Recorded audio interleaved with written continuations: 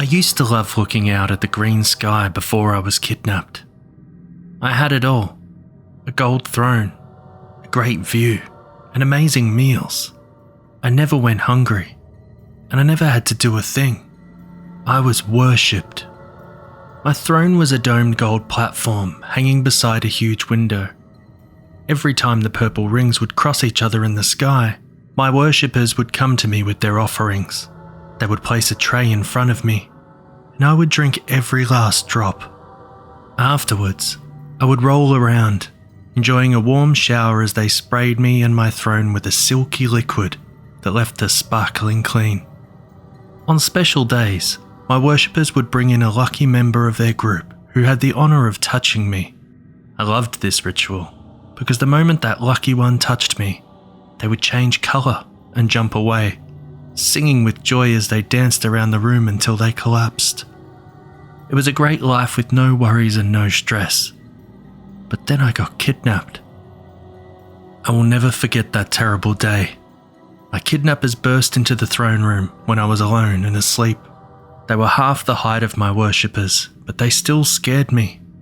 They did not have the see-through softness, stretchy tentacles, or spiral eyes of those who had cared for me my whole life. Instead, each one had a dark, thin segment bouncing on 2 stiff tentacles, with 2 more stiff tentacles coming out of their sides and a big shiny eye on top.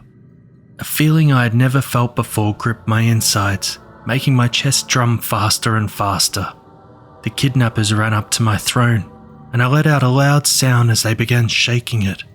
One of them slapped their tentacle over my mouth to stop my sounds, and I froze, my body trembling out of control.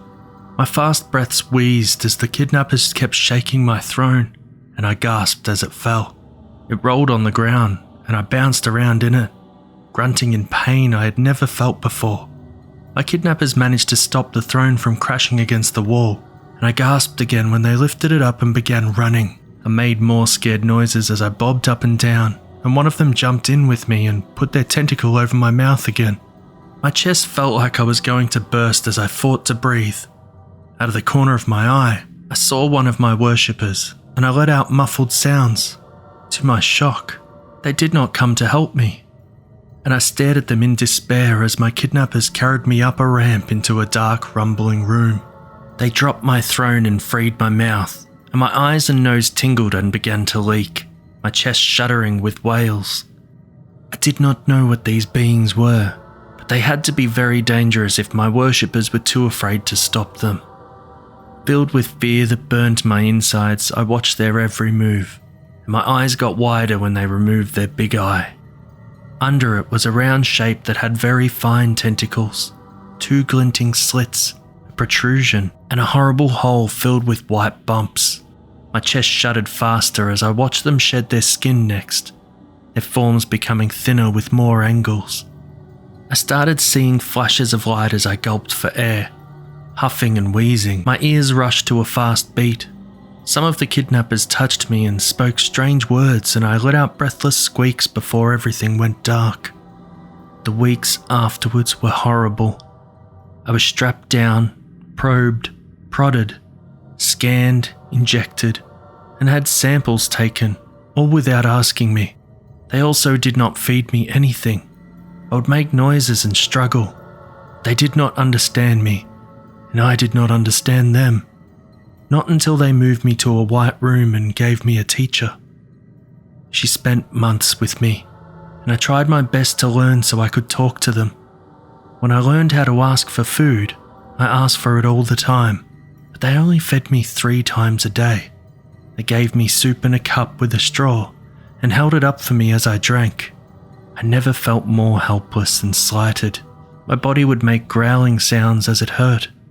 They did not care. After every lesson, my teacher would ask me about my life back home, and I would answer, trying to explain that I was unhappy here and I wanted to go back. She would always tell me I had a lot more to learn before making that choice. I would ask what they wanted with me, and she would tell me I did not have a good enough grasp of the language to understand the answer. So, I tried even harder to learn, and one day a year later, I got my answer. Why did you take me?" She looked at me for a long while before she uncrossed her legs and leaned forward. "Okay, I think you're ready now." I sat up, nervous excitement making my chest beat faster. "Tell me, 35 years ago you were playing in a field with your sister, and she ran crying to her parents saying she saw you taken away to the sun by a shadow. No one believed her, but she vowed to prove it and rescue you." She gave me half a smile, and I finally did. I stared at her, confused. "You are not my sister." "I am. I'm Elizabeth Harton. You used to call me Lizzie. You're Tyler Harton. We used to call you Ty. Do you remember?" "No, that is not true. I'm not like you." "Yes, you are. You're a human." She pulled out her phone. "Here, look. These are photos of us when we were younger. That's you. You were 5 when you were taken, but the resemblance is clear." I looked at the photos. "That is not me. I'm not human. Why are you lying to me?" "I'm not lying. You're Tyler. Your DNA is a perfect match. We've been debating how to talk to you about this without affecting you, but I think the best way is just to come out and say it." She took a deep breath.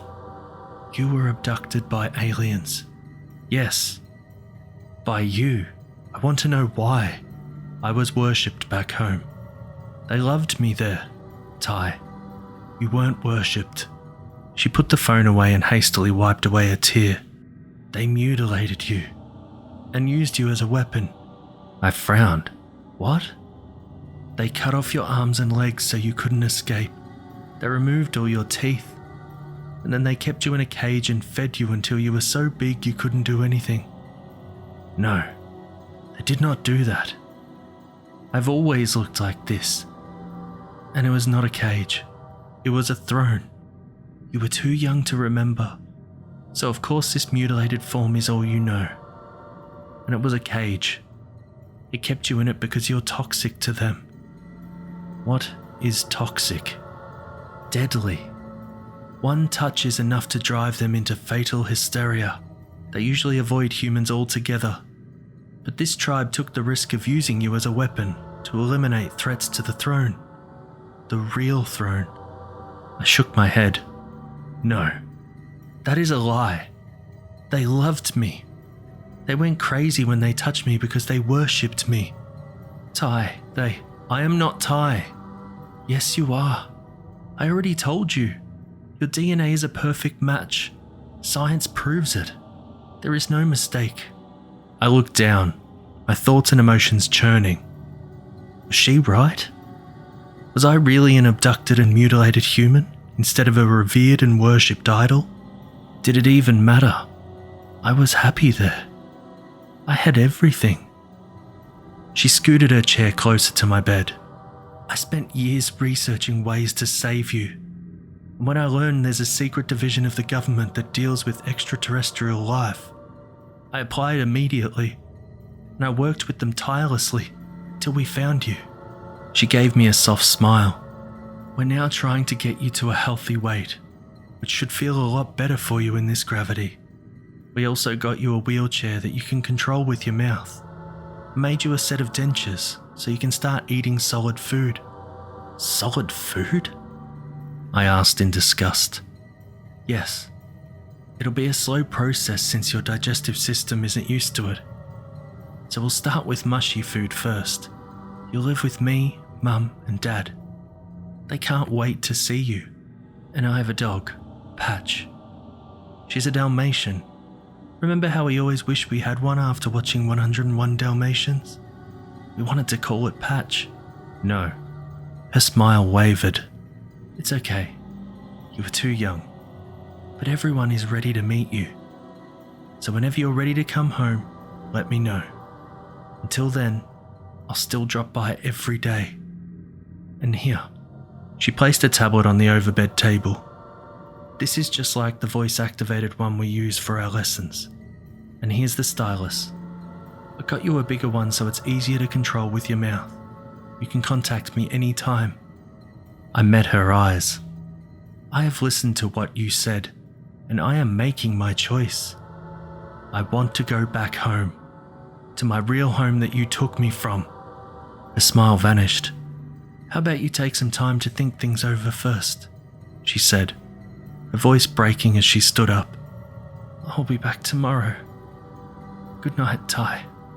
I did not reply, and she wiped a tear before she turned and left.